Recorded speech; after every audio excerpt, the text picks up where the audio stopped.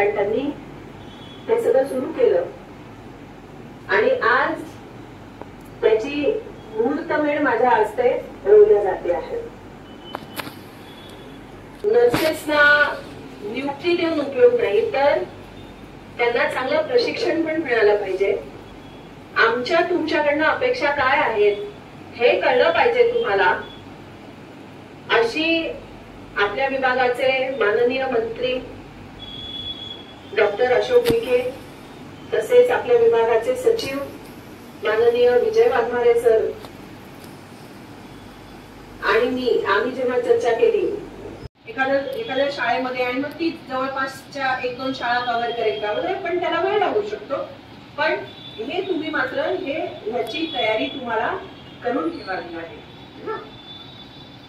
आणि मग यांचे नंबर किंवा पीओनचे नंबर त्यांना ते द्या. हेडमास्टरांचं तर आहेच.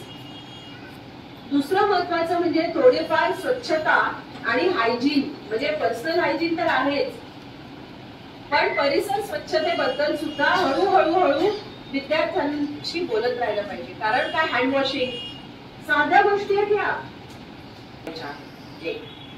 त्यासोबतच न्यूट्रिशन.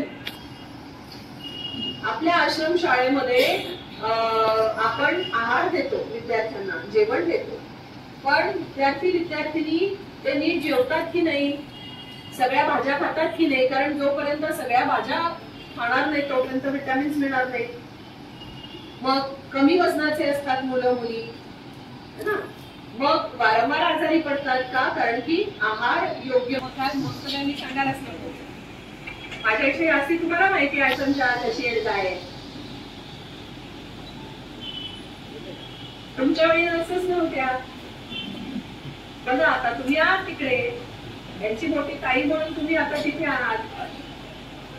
आणि म्हणून तुम्हाला जास्ती चांगलं माहितीये की काय सोयी सुविधा नाहीये शाळांमध्ये. तुमची पण खूप गैरसोय झाली असेल ना बऱ्यापैकी, जेव्हा तुम्ही शाळेत शिकत होत्या, आश्रम शाळेत शिकत होत्या. मग आता ती गैरसोय कमी कशी होईल तुमच्या माध्यमातून, ते तुम्हाला बघायचं. त्याच्याकरता तुम्हाला प्रयत्न करायचे. माझ्याकडनं आणि माझ्या सगळ्या टीम कडनं आम्ही 100% विद्यार्थ्यांना